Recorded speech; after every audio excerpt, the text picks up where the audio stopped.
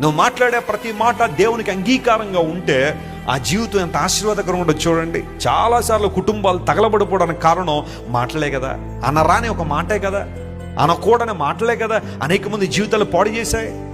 అనకూడని మాటలే కదా కొంతమంది ఆత్మహత్యల వైపుగా ప్రేరేపిస్తున్నాయి.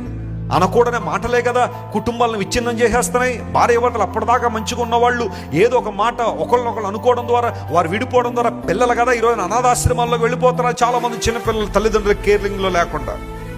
ఆ మాటలే కంట్రోల్లో ఉండుంటే కుటుంబాలు నిలబడేవి కదా.